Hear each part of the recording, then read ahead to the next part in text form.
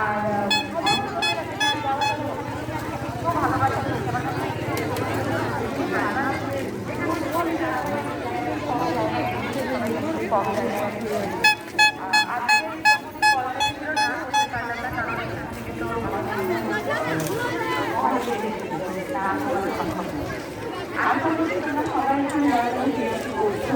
ভালোবাসা আমার মনে হয় কামনা থাকে, মনের ইচ্ছে থাকে, সেগুলো নিয়েই আমরা সিনেমাটায় জল থাকছি, উপোস করছি, কতটুকু পাচ্ছি থেকে করছি। কেউ বলুক না বলুক, সবার মনে একটা কিছু হয়তো ইচ্ছে আছে। আই উইল প্রে, আমি সবসময় এটাই প্রার্থনা করি, যেখানে এটাই বলি, দুর্গাপুজোর সময় বলি, এই যেটা চাইছে যেন সব পেয়ে যায়। আলাদাই একটা, আমার মনে হয় সেই সময়টা খুব পজিটিভ একটা বাইরে সেখানে এই যেটা চাইছে সবাই সেটা পেয়ে যাবে। তো আশা করি তোমাদের সবার মনস্কামনা পূরণ হোক, আর সবাই খুব ভালো থাকো।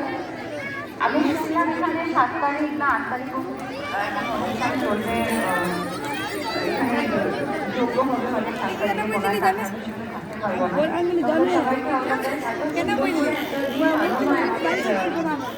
সনাতন ধর্মকে আমার মনে হয় দেখি দিন এত মানুষ এত সুন্দর একসাথে এসে সবাই এত আনন্দ করছে।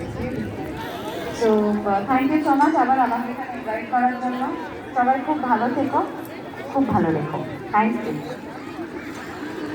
ধন্যবাদ শিল্পী অতিথিকে।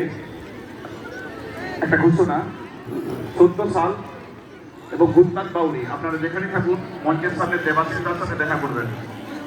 আমরা প্রায় অনুষ্ঠানের শেষের মুহূর্তে, এরপর আমি আজকে এই সভার সভাপতি হবে মাইক তুলে দেব আজকের এই অনুষ্ঠান সমাপ্তি ঘোষণা করার জন্য।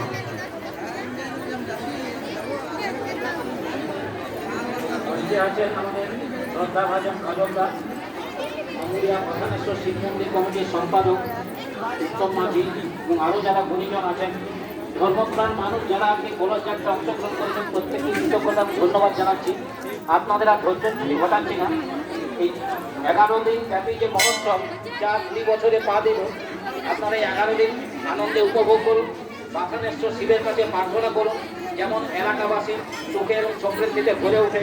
পাশাপাশি আমুরিয়া বাথানেশ্বর শিব মন্দির, আমুরিয়া বাথানেশ্বর দুর্গাপূজা কমিটি, যুব কল্যাণ সমিতি রক্তরেণু, যারা সারা বছর আমাদের পাশে থাকে, মানুষের দাতা হয়ে ওঠে, তাদেরকেও আমি কৃতজ্ঞতা এবং ধন্যবাদ জানাচ্ছি।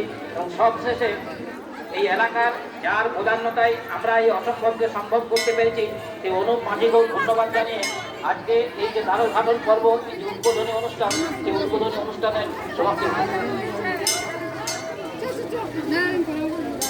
সকলকে অসংখ্য ধন্যবাদ। এই মহান শিবরাত্রি পূর্ণলগ্নে আপনারা